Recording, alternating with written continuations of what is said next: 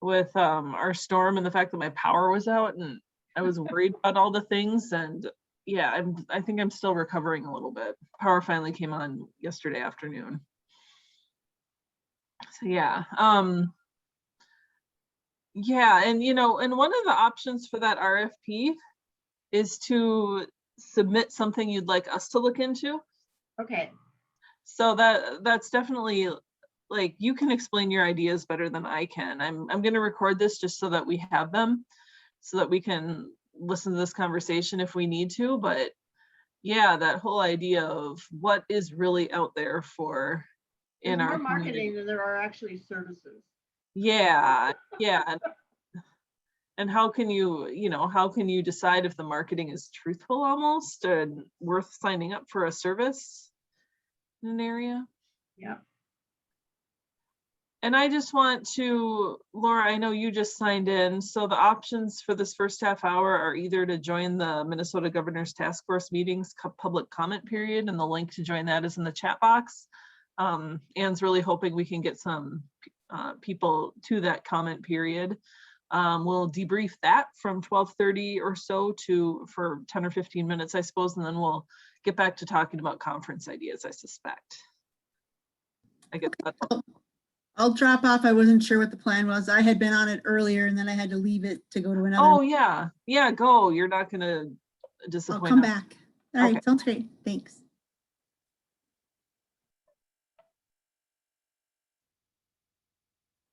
Sorry, and then my phone rings. My phone never rings. So I think that's kind of an interesting topic, Barbara. I wonder who would be good to present that. Maybe like CNS or something. I don't know. Yeah, I don't know either. Or Glenn, it's like, how do you, I mean, you can use the speed test to, determine what your actual internet speed is, but it's like, how do you, there's not a good way to use that to determine if somebody who says they'll give you 50 megabytes or whatever, whether that's truthful or not. Or whether it applies to your address. Yeah. We get great data across the whole county in terms of what's available for speed testing, but what's available at your address is a different story. Well, I suppose for that though, you just call the provider and see if they can hook you up. Broadband now has a database that is updated by real consumers. It starts out as the FCC 477 content, and then people who find out it's not really there can often add their information to the database. So that's a different kind of crowdsourcing. Beyond that, even providers that pass through areas don't necessarily offer services in the areas they pass. In my experience, I tried to get LTD broadband, and they had to come out and do a site survey to determine that they couldn't see over a hill. So even in those cases, even they don't necessarily know what their coverage is. Yeah.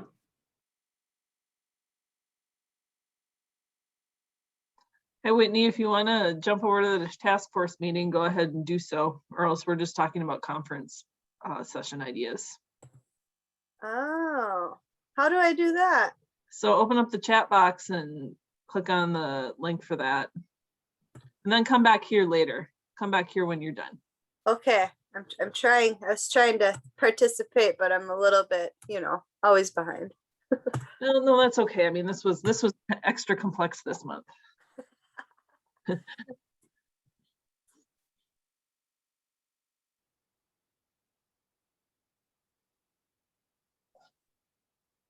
So let me pick on Chuck again while he's eating. So Chuck, what are you hearing about the other broadband money, the big Biden infrastructure broadband dollars? Is that any idea of how that's going to come out, when it's going to come out, and if you have LTD in your area, can you overlap with a different provider, or can you only work with LTD? How is that gonna happen with the other dollar. That's the other piece of this, is everybody sees all this information, all this money is coming. And to explain to people how you, if it's available or not. So what's up with the Biden money, Chuck? I just saw a headline in the last couple hours that the Republican negotiators in the Senate on the infrastructure bill announced that they have come to some sort of agreement in this committee, in this group, working group of Democrats and Republicans. I think I even saw Senator Schumer saying that they may be doing a test vote on this later today or tonight. So that's significant. And, so what you're talking about in general, that's the big infrastructure package, what it will look like, et cetera. It's not done yet. Who knows how that's going to be negotiated down. As far as the RDolph stuff, yeah, that's over in the FCC's world right now. My boss has had some conversations with leadership at FCC. She's written a letter on making sure that these people can actually fulfill what they promised. But it also, and this is what I learned this morning on the task force, that what they were saying was that a group of senators have really been leaning on the FCC to do something about the RDolph dollars. And they kind of gave them an end of July deadline. That's why you saw that release today of, or I guess it was yesterday, of, they're dripping out some money so they can show that they're actually moving forward. Mm-hmm.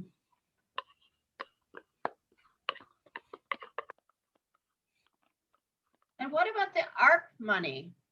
It's available for broadband, but not if you have RDolph dollars?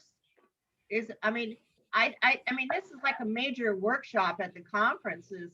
How can you access the money that's there, and what are the barriers to accessing it? It depends on your state.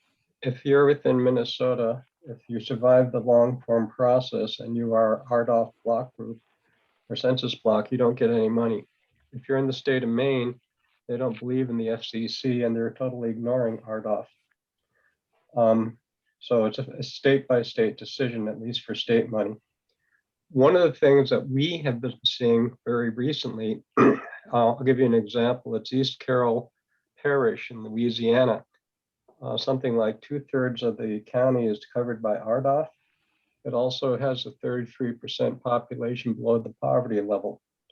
And what they're basically looking at is, even if Connectix comes in and puts the fiber in the ground, nobody on the ground is going to be able to afford to pay for the connection. So they're looking at an overlay option on top of the fiber that's coming in that will at least be affordable for their communities. So they're doubly whammed. They're going to get a lot of RDolph money, so there's no federal money. And once it comes in, they're still not going to have broadband.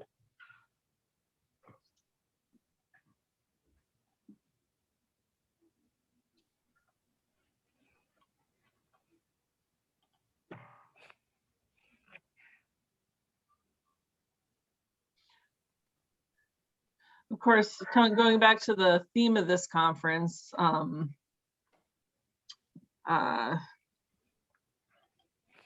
my gosh, I can't remember the name of the conference. Oh, Inspiring Progress. What we're kind of hoping to do with the conference is, what you suggested, some of these would be really good webinar topics, but for the conference, with 3-hour blocks, we're kind of hoping to keep it a little bit more fun. Really kind of help people maybe and learn things too, but also, learn things that will help you carry on a little bit more. What inspires you to keep going? What can we use to inspire ourselves to keep working on this issue? That's one of the things that we're looking at. So I'm trying to think, was that your group, Barbara, that had like a school district person who was doing some videos already? TCU in Montgomery has done some videos. Yeah. But then we run out of scheme in terms of getting them produced and out there because they did all the taping, but then having the time, you know, as you know, school district time is up and down based upon what the crisis of the day is. Sure. What were those videos about though? The CARES Act funding and Oh, how the funding was spent across the county. Okay. So Yeah. it's just that post-production you're looking. Yeah, it's the post-production issue that came up. Graduation happened and then people, you know, and then just all kinds of other stuff has been going on. Do you have any BBC funding left? Yeah, Maybe, I mean, helping them out, you know, paying for somebody else to do that would be a perfectly oh, that's a acceptable. good idea. Yeah, I'll ask about that. That's a very good idea. Because people still want to know what happened to the CARES Act money with all this other federal dollars coming down. I'll ask Carl that. yeah, and it's time sensitive. So Yeah. that, and you know, showing some of those videos, I think would be a great use of our time. It's like, this is what one community did to use their CARES Act dollars in a way that really made a difference Yeah, when it comes to technology. So, yeah. I'll ask about that. okay, good. Hey, Mary, to that end, if you want to talk about kind of success stories with CARES funding and ARPA, it would be worth just reaching out to some city and county officials. You know, get a county administrator in there and say, this is how we spent our dollars. This is how we helped our community. You know, I think that would be valuable as part of the conference.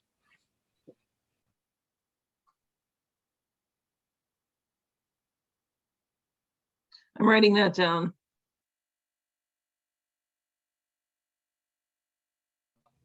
I think instead of having the message of, well, here's what the federal government says you can do, it's just so much more effective to hear a local official say, this is what we did with it. This is how we have implemented the money. This is what we're doing now to make things better for our constituents. Yeah, and I think that's kind of what we're going for, because we don't know what the timing is going to be, you know, our conference via when all the rules come out about all these programs. Right. And, you know, it might not be, okay, this is what we need, this is how we need to use this program to make it the most effective, but this is what some other communities doing and are doing. And if, you know, if this is something that would help your community quite a lot, I mean, there's usually some sort of funding that comes out at some point, you know. Yeah, I mean, think about the amount of conferences that I've attended over the years, and the things that I find most valuable, Mary, just as like you articulated, if you can get kind of a peer up in front and say, hey, you know, we've had a similar problem or issue that you're having, here's how we have tried to solve it. Yeah, that's perfect. Yep, that's very true, and that's kind of what we're that's I mean, that's one of the main things that we're hoping for.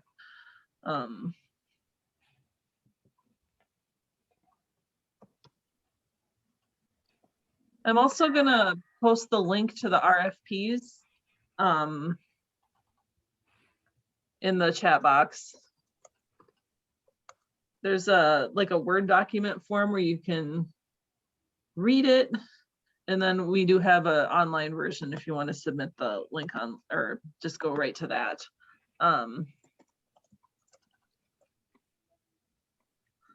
Right here. Yeah, there we go.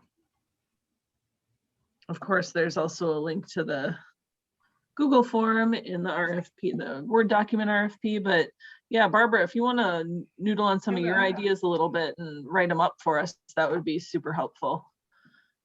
I will do that. Yeah. You know, and another, if there is like a certain speaker that you think would be extra good that you think we should look into, that would be another RFP submission. Okay. Where is it going to be this year? It's that we're doing it virtually again, Oh, okay. October 12th to 14th. On the 12th, we're expecting that we're going to have a report out from the regional gatherings. Did you know that we're doing some regional gatherings in the lead up to the conference? That's something we're working with a lot of the MIFs and RDCs. There's going to be, I think, 7 of them throughout the state that will be either online or in person. The MIFs and RDCs are supposed to be, you know, putting together the agenda based on what's going on in their region. But that would be a, you know, I guess 2 to 4, depending on what they decide to do. That would be kind of a lead into the conference, having people meet as part of their region. And then we'll be reporting on that somehow on October 12th. It's all to be determined. And that we expect will be, one of the bigger parts of the day that day, because we're only doing 3 hours a day for 3 days. Nobody wants to sit on Zoom for that long anymore. Yeah. And then the next 2 days, we're really hoping to get some crowdsourced content in there. That's why we decided to submit the RFP. We just want people to feel like they're a part of it. Even discussion questions for group discussions, like if we just decided to spend 1 day in open space or something, that would be a super useful. Want to get people talking to each other. We considered whether we'd want to try to do an in-person event this year, but given how we would have had to have booked a venue and early in the year and not really knowing what the restrictions were going to be, and hard to ask for sponsorship support when you don't really know exactly what's going to happen. So we're like, I think we need to do it virtual this year. And we're really crossing our fingers for next year. Yeah, Scott County to the north of us is on the list of counties that indoors you have to wear a mask again. Yeah. The rest of the counties are all rural. Oh, I didn't realize there was an actual list of those counties. Yeah, it's a list of 14 counties. So in my region, it's Dodge, Waseca, Redwood, Cottonwood. There's actually a national map that CDC is broken down by county. Oh, CDC, this guidance that came out yesterday, people are digesting it today. okay. But like the Senate, the attending physician of the Senate sent out a letter last night saying that they want us back in a mask if we're out in public. That changed yesterday. In those counties, yeah. Anywhere. Oh, anywhere?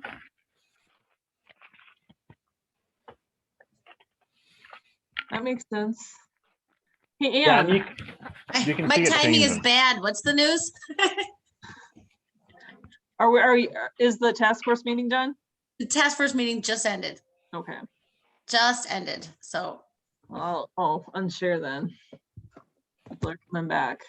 great. Yeah. Yeah. Hi folks, how are you? From literally two different computers. I'm back on. How are folks? And you did such a great job on your blog. I love the FCC information in the spreadsheet attached, which I went through the 400 pages to find out what came to Minnesota. But you did a great job. I Thank you for what you do. Oh my gosh. I Thank love you. it too. I read it every time. Thank you very much. Thank you very well. I think I even noted in that it was a weird day and Oh, yeah. weird day in my neighborhood. But I was waiting for that information. What I'm waiting for now, and I know that I think everybody knows each other. We can do introductions in a second, but not much said about LTD in Minnesota though, huh? No, not.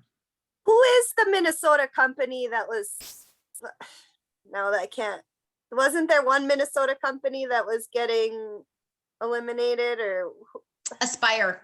Yeah, where is that? Where are they working? Oh, you know what? I don't know. I didn't actually look at that, but whatever it was, I think it was one of those where they had an opportunity to relook at the census tracts that they said they would cover. Yeah. And I can remember I'm in Dakota County.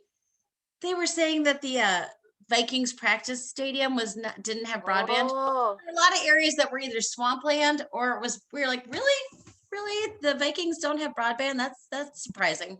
The Facebook space in the Bay Area is RDOF. The Facebook parking lot is RDOF, and that got thrown out. Yeah, it's a mess. it's a mess. It's a mess. It was at least it looks like they're scrutinizing it now, And I guess if you're going to give out funds nationally, some of that is to be expected, but in the world of transparency, they got to start cleaning up their act before they go live. They keep going, just give me the money so I can give it to the projects and then they'll happen. Like, I'm just like, yes. ah! Yes. Well, and then because I'm just coming back from the task force, it sounds like they won't be able to turn around any grants this year. Yeah. This is getting ridiculous. Oh, it's Yeah. gonna be a holding pattern for another 5, 6 They- months already? They have to So- apply to the feds to get the money to dole out. And it sounded, oh gosh, no, was the deadline September, or was the opening date September 1st, or was the deadline September 1st? Opening. That or date. 90 days to when it becomes available. So Yeah. we're talking a few months to even apply. Yeah. For the Office of Broadband Development to apply. Well, Oh, it's been so nice with the border to border because you kind of know it's a fall application and you know, like you can plan and there's some certainty and Yeah, I think a lot of people are, I mean, that is the frustration when you can't plan. It really loses a lot of the value. Momentum, yeah. Well, and the costs are going to be significantly more because of the federal rules, it sounds like. I mean, at least for Northeast, we don't know what's happening with RDOF. So in a way, maybe projects will, you know, maybe waiting a little bit, but right? Like, but does that really get us moving forward? You know? No, No. no, it's frustrating. I mean, I think, well, you guys are closer to, I just write about it. You guys are much closer to the front lines than I am. so what happened during the task force meeting? They heard from the autonomous vehicle folks. Okay. I think those folks seem to be well organized, connected in autonomous vehicles. And then there's an X, but maybe they just add the X to whatever. So it's CAVX is the name of the group, a state Yeah. group. So but that talk was all fiber. They need fiber to do this. They need fiber to do this. Did need fiber- Yeah. How? So I'll go back and listen. I didn't get to listen to the whole meeting, so I don't need to. No, but- but I think the autonomous vehicle stuff. I talked to somebody in Grand Rapids. Was it Yes. Myrna? They're What's her Myrna. last name? Yeah, Myrna. Peterson. She was awesome. But yeah, I specifically heard them say we need fiber for this, for this, for this. They had a regional plan. So those people are on fuego. So I'm hoping that they can. When you hear it from the autonomous vehicle, that's when, you know, when you hear it from the people who are using the broadband, that's when the providers in the room have to listen a little bit, I think. So that's good. Well, and if the interesting thing is they're gonna put the fiber in all of those major roadways going, they want to cover like from Duluth, you know, all the way north to Canada or whatever, and they want to do Minnesota 23, they want to do, you know, Highway 10 all the way out to Fargo. So that was kind of interesting listening to say that they're gonna put fiber on all those major roadways. So that's a big expense. Isn't there already fiber on all those major roadways, or am I just being naive? That's good. Not owned by MnDOT, but I mean, I would think in Northeast, at least Northeast Service Co-op fiber is on. That'd be interesting to look into. Well, we all kind of have our own areas that we have. So Mhm. depending, you know, like Arvig, we're not going to have fiber continuously, you know, running across the state because we may not have any customers, or that really wasn't our, you know, ILEC area. So Yeah. our CLEC. Yeah, So yeah, I think it just depends on Hmm. every provider's different. And right. then a lot of us didn't work together. So sometimes you can lease strands or whatever too, but I think you're seeing more relationships. We're all being smarter about where we're putting it and trying to get everybody together on the same page. Is MnDOT thinking that way if they're gonna lay fiber like that? Or are they just thinking they're gonna? You know, it's funny, they kept referring to the Connect Minnesota network, which from the 1990s. Not to date myself, but I think I remember that network. You know, I worked at MRNet at the time. So what's funny is I worked at Emmernet at the time. And my first kid is born at about 98. That's where there's a little gap in my world because I had a different job for 3 years or something. And that was kind of a strictly government network, as I recall. But it sounds, she talked a lot about public-private partnership. Okay, So presumably, yeah. I should go listen instead of asking questions. No, you're welcome to ask questions. I Okay. mean, she was very interesting. They always have interesting speakers. I don't know that they always fit right into the topic. If you know what like sometimes I Yeah. think that's super interesting, but I don't, she left them with, here are the recommendations we think you should do. I was like, oh, nice. Like she was very focused. She was very good. So I think Well, I got pulled into that Grand Rapids CAV project from the agency, my duties are special projects as assigned, right? So that was one of those like random things. And I was super impressed with that Kristen White, with that MnDOT office, the hand holding maybe versus your typical, you apply for a grant from a government, and there isn't that hand holding. I don't know. We'll see. that's good. I should see if I know 3 of us know about the project in Grand Rapids, but if the other 3 wanted a minute about what they're doing there.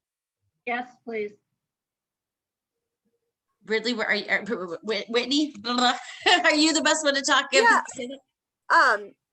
So what the city of Grand Rapids with a bunch of partners have done is applied to MnDOT, and they've received $1 million, and they've, secured fundings from some other sources to do a connected and automated vehicle pilot project. So what it'll do is they're bringing in May Mobility, which is a provider, to basically do shuttles around the key business corridors and keynote stops like shopping areas, the hospital, the Rife Center, which is the art center in town. And this shuttle will operate for, I think it's 1.5 years, but they're looking for money to extend it longer term. It'd be a autonomous shuttle in Grand Rapids, Minnesota. It might be I think they're saying one of the first most rural projects of its kind in maybe the country or world. I think they've said a couple times. Yeah. And cold weather, one of the first cold weather. Yeah. So it's really exciting to, put Grand Rapids on the map with that kind of project. And, for visitors, but even for people that live in town. I know I went and stayed and went to a brewery and did the whole Grand Rapids thing last winter, and that shuttle would have gone from the hotel to the brewery, so it'll just be interesting to see that work in a rural area like Rapids, not like around the Mayo Clinic in Rochester or in a really like university heavy neighborhood in an urban area. So, we'll stay tuned, I guess. Yeah, I think I remember because I went to their open house thing did or you? their launch meeting. Yeah, I went to that, which was fun. And I think there's going to be 4 shuttles and 3 of them will be going at a time. And the route is like 13 miles, which is like a pretty long route. And it's going to be completely autonomous, but they're not planning, they're going to have somebody in the vehicle, like not a driver. They're going to have like a concierge or something that is, because I'm like, oh, that's going to scare people, but they are going to have a driver just to kind of make it more friendly and approachable and, just in case there's any issues. And from the economic development perspective, like putting Rapids on the map, and there's even jobs, they'll be just for the chunk of time, but there'll be legit real jobs coming with this pilot project. And, and some of those jobs will be pretty technical, so it should, it'll either teach somebody to do that or, bring somebody up here that, can do that kind of work. So it should be pretty neat. Mm-hmm. Yeah, Mary, I missed that meeting in Rapids because I went up to Crane Lake because Crane Lake needs broadband. Mm-hmm. Yep. That was a It's fun tough day. when you got to be every place that needs broadband. Right? Yeah. Although it's fun when it's places like Crane Lake, to be perfectly honest. I'll take a road trip up there. Nice. Well, I remember about the autonomous vehicle thing in Grand Rapids. It sounded like they were going to add some classes to the schools to teach kids how to build it, how to Yeah. get into the technology development, local technology development. No, that's She's working pretty closely with the career pathways programming there. So I think they're trying to do some like summer camps and then even some integrating into the curriculum in one of the career pathways that they have going on or are developing over there. So I feel like I know just enough to be dangerous about all of it. Yeah, I didn't but know anything about that, so. Yeah. Mm. Yeah. That's kind of cool. well, it is nice. I think that Myrna is a perfect partner because she is in a wheelchair, so she's very focused on the accessibility. Well, and they're going to be doing, those shuttles are going to be unique in, they're going to, I think, be deploying some new technology relating to strap-ins for the for wheelchairs and stuff. So there'll be wheelchair accessible shuttles. And so, you know, Myrna's been leading that charge and the project reflects that. I'm just doing the math on the winter and the wheelchair. Like, if they can figure it out in Grand Rapids, that's a good recipe. Don't you think? I mean, yeah.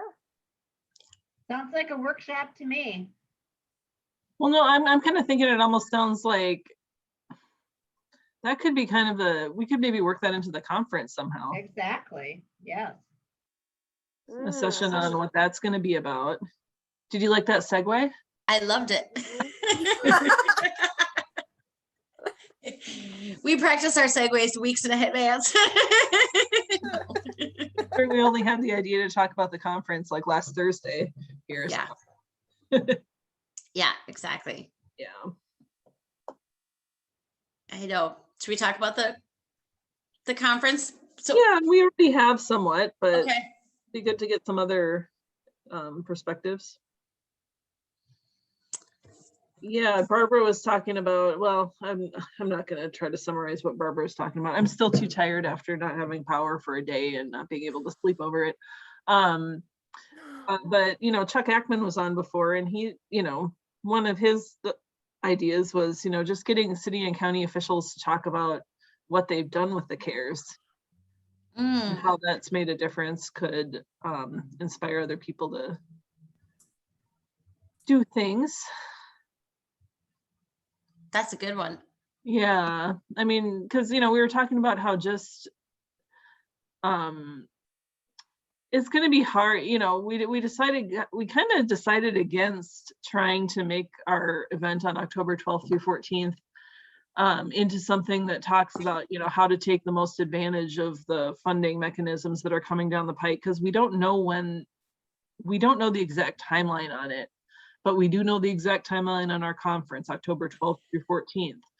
So with that theme of building on broadband, inspiring progress, you know, if we can get people talking about some of the cool things that they have been or are planning to be doing, you know, even if it's too late for somebody to use their federal funding to do that particular project, if they think it would be super helpful. I mean, there are other ways that they could do that without the federal funding, potentially, depending on how big the project was. They could adapt it and figure it out on their own if they truly thought it was going to be useful. Right. I was thinking there's something about taking the solution into your own community's hand instead of waiting around for all these federal and state. I mean, I know that it's needed and the gaps are huge, but if a community wants it that bad, there's ways to do it without waiting for the money. Well, and, you know, the federal funding might have freed up some cash in other areas. Yeah, Potentially. I mean, I know it's not that easy, but. I know. I think we gotta have you, Whitney, talk about where you can find money that isn't federal. Well, I threw it out to someone on some meeting, like, if the agency puts 10 million into broadband, will St. Louis County match that? And let's just do some projects. I'm sure you guys know how that went. Crickets. That's too know, bad because you think of the counties that would love that. I mean, And the agency's already putting 10 million into broadband over Yeah. the next 3 years, if we had projects and partners. I've been working with the townships on applying for their federal dollars, and it's really fascinating. And as you know, this can happen with your own credit union stuff, trying to get stuff done. But last time they had a paper application that townships could sign and just send in. This time it's all electronic, and every township I know has had issues with it because there's different portals to different things. And as you know, well, in fact, Mary, for our conference, we had people that couldn't register on Constant Contact because they didn't have the right browser they were using. There's some of that stuff going on with the township applications. One of the townships took her computer in to get it upgraded because there was a speed issue. One of the townships didn't have the right browser to access, and there's different portals that they have to go into to apply for these federal funds. And there's a short deadline to do it. And boy, this has really showed up all of the, and sometimes it's just not having adequate, sometimes it's not adequate computer, sometimes it's not adequate access for speed. Sometimes it's a browser issue. And how to get these townships, we only have 14 townships, thankfully, but every one of them is having issues with this new application because of the different portals that they have to go into and different links that are there to make it happen. That explains the inquiry Bernadine got from the Minnesota Association of Townships while she was gone last week. Yes. Asking that exact question. How do Yeah, we? one of the rumors is that the Township Association is going to offer to apply, to be paid to do an application for a township. We talked about, well, should we go to the courthouse and put a computer up and sit with them and have them access these different, Yeah. it's different portals to different things, to do it. It shouldn't be this complicated. And yet this is our lives now. So there's stuff that you have a hard time getting done because of all these different complications. But yes, that's why the townships officials are calling. And I'm thinking that's even a good problem, because now I'm thinking, wait, how many of the townships in the service area are even doing that, right? Or trying to do that? Right. Yeah. It's overwhelming. really complicated. I know when they had those earmark forms going around a couple months ago, it was like going in and helping that's what I was doing for that whole week, was helping different townships across the region apply for earmarks and helping them like write their narrative in a way that maybe would catch an eye, What's an earmark? What do you mean write an earmark? Well, there was some form that from Klobuchar and Tina Smith to apply for federal funding about a month or two ago. See, we never even saw that. Mm-hmm. Right. Hey, let me slip, as long as I'm on here, and being a spy from Wisconsin that I am, which I think Ann remembers me. Yep. So let me pose a question on the subject, but on the ARPA, the American Rescue Plan, on the ARPA funds, do you find that the townships in Minnesota that just overwhelmingly choosing to spend their money on broadband as opposed to what's the other two available, water and sewer, is that the other two choices? But do you find that it's overwhelmingly, because in Wisconsin, I tell you, we had a discussion on this about, I'm going to say June, I think it was 29th, so a month ago, 29th of June. Tommy Thompson is the president of the University of Wisconsin, was governor of Wisconsin from, I don't know, in the I didn't live here in Wisconsin at that time, but he more or less, chaired it or something like that, but the feedback from approximately 400 people that were on that around the state of Wisconsin was just overwhelmingly focused on and we weren't expecting this, but it was just overwhelmingly focused on broadband. We weren't necessarily looking for it. And I can tell you that I have a statewide purview for broadband expansion in Wisconsin, but the one county that I do work in the North Woods here of Wisconsin is Forest County, which is slightly to the northeast. Crandon would be the county seat. And they're spending all their ARPA money, 1,700,000 some change, on broadband upgrades. They've chosen to do that. I'm glad they did. I'm very, very happy about that. Hopefully they do wise. And we're still struggling with the so-called last, well, connection, line extensions, I guess, the so-called last 100 feet or last 150 feet. Is there any funding for that also in Minnesota, or anything going on related to that? So the American Rescue Plan funds can be used for like the road fiber, but not for the fiber to the home. Is that what you're kind of? Well, you can use your ARPA funds, I think, any way you want to. You can use it for fiber. You can use it, as far as I know, certainly, I think, for wireless. But on the line extensions, that was more, let me make it clear that that was a recommendation from the Wisconsin Task Force on Broadband, the report that they just completed on July 1st. And uploaded. One of the things they strongly recommended is that you fund line extensions, that we find funding for line extensions to homes or businesses, whatever it is, to the premises, for that last 100 to 150 feet. And or it doesn't have to be further than that, or whatever the heck it is. But our legislature vetoed that. They wouldn't fund the line extensions in Wisconsin. So I don't know how if that's getting any traction. If I'm driving this discussion temporarily here, if that's getting any traction in Minnesota. Well, Sounds like no. I can say from LeSueur County, with our CARES Act dollars, we paid for fiber, and it wasn't consistently fiber to the door.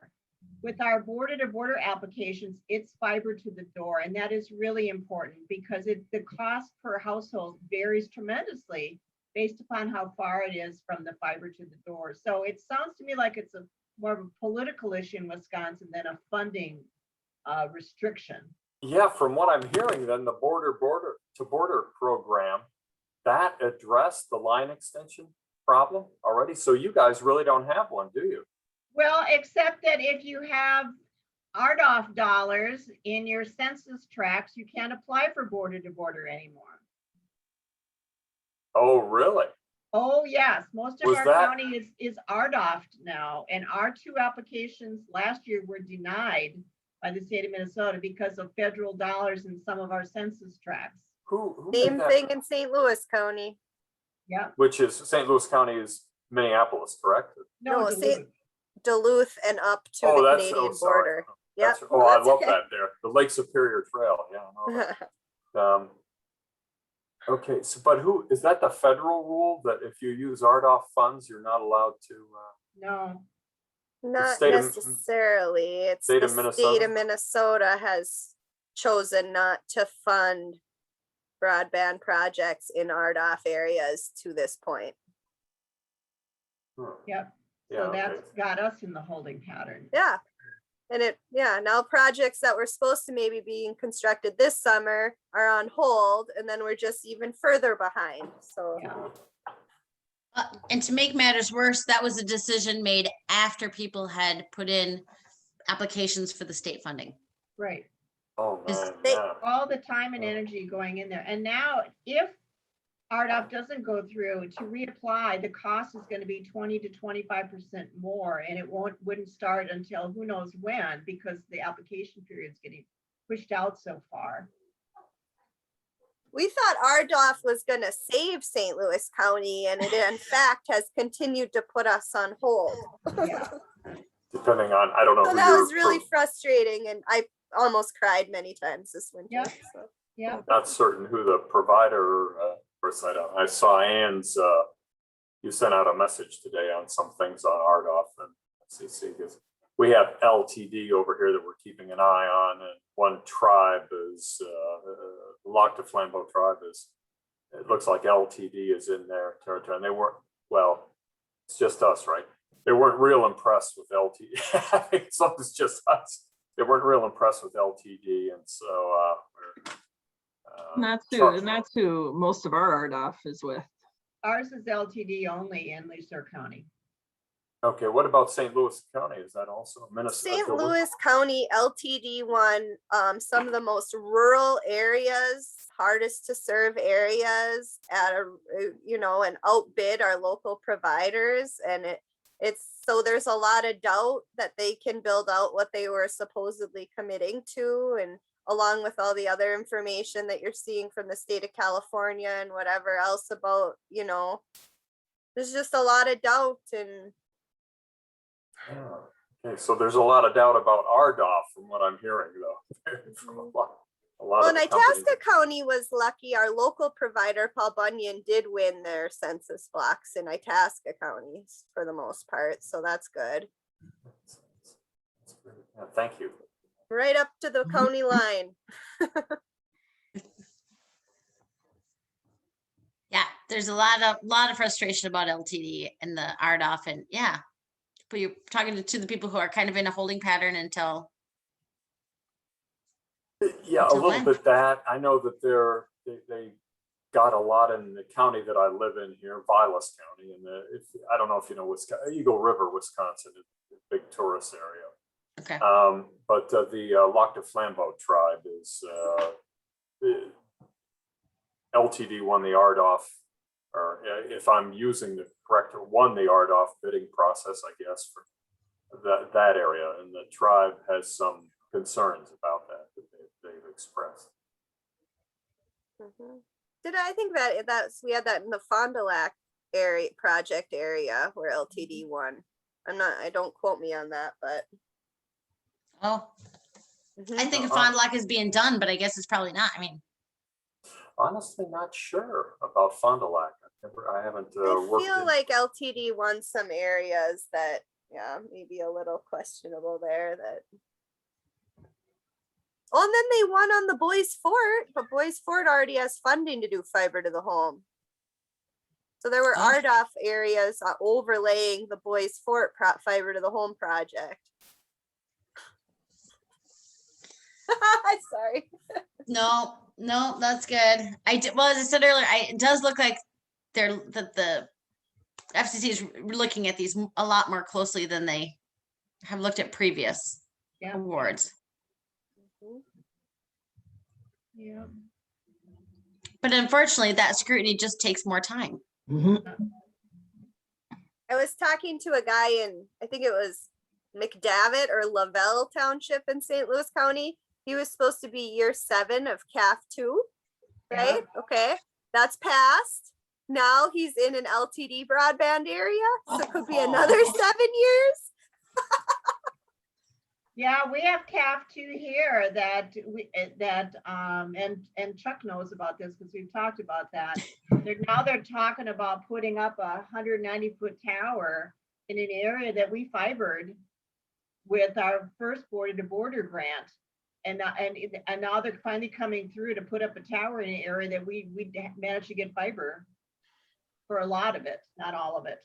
So there's this reverse thing where federal funding can overlay an already built or approved local project, but when it's reversed, Well, actually, this is a little bit different. They did take that little pocket. They did take that census tract out of our border-to-border grant, but it was such a small area for this tower that most of it, the area is already served by fiber. There's maybe a few homes that were in that census tract that didn't get in there, or maybe we just ran through them anyways. I don't know, but it was a very small census tract. It was taken out for CAF 2. And now they're talking about putting a tower up next year. and who's paying for the tower? The federal government? CAF 2. Because they said they were gonna put up a tower there a couple of years ago, and darn it, they're gonna do it now, even if there's fiber. Yep. I don't know. This is just, I can't even believe the mismatch going on. So Mary, I'm having a hard time thinking about how we can be fun.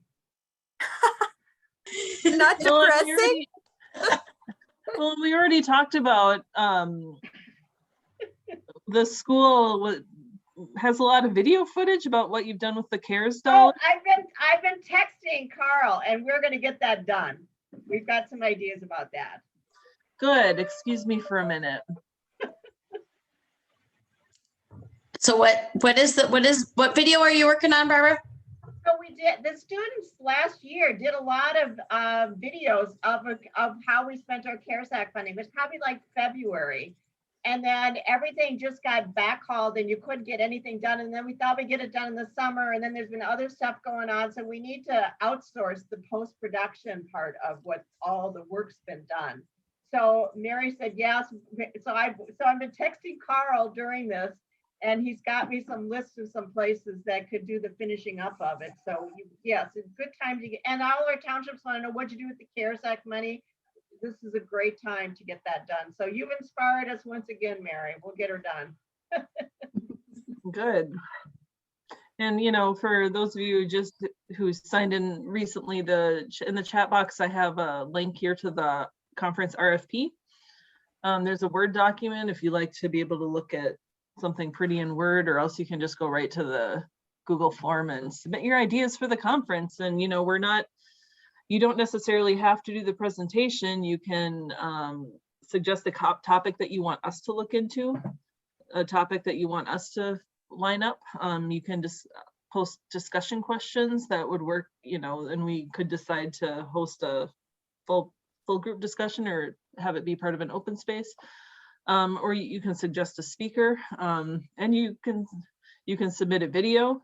You can or you could give a little TED talk yourself. So, and lots of other more creative ideas that I hope people come up with. But yeah, we just want it to follow our theme of building on broadband, inspiring progress. You know, let's inspire each other to keep at it. I always think too, it could be, well, because I love to hear from the engineers, you know, and the engineers aren't always the first to step up to talk, but sometimes I think they like to be asked. So if there's somebody, you know, somebody who's been working really hard on a project, it's kind of a nice opportunity for them to talk about what they've done, you know? Yeah.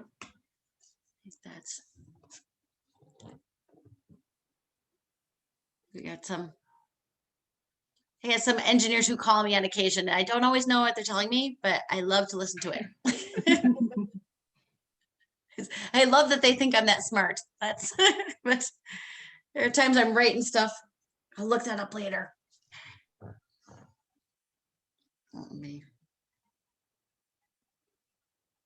And I think people that we don't hear from all the time. I think that's the other. Or even just super fun uses of the technology too. I think it's.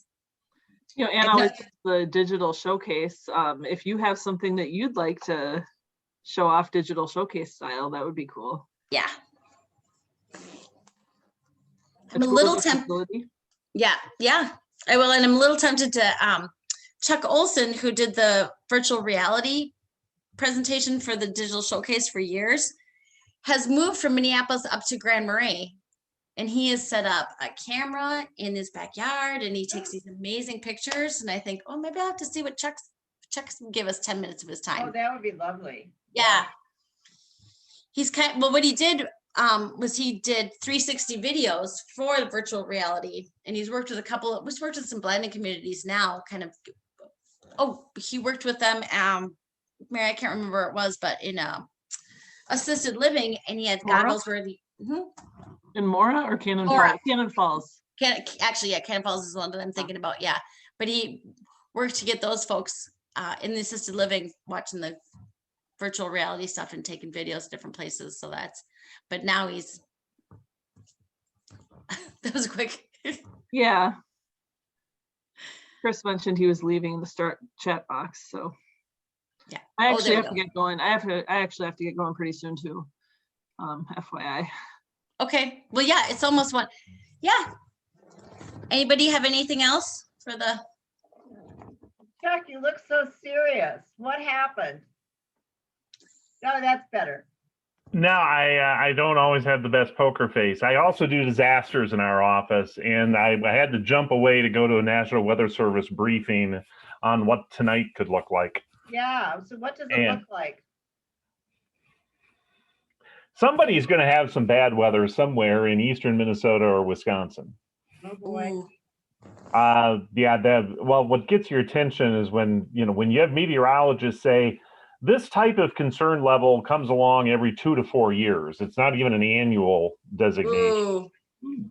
So while you've been talking and I've been listening, I've been sending a whole lot of emails around reminding people what our office does in the case of severe weather. You know, let's talk about that tornado app. This would be a great conference discussion.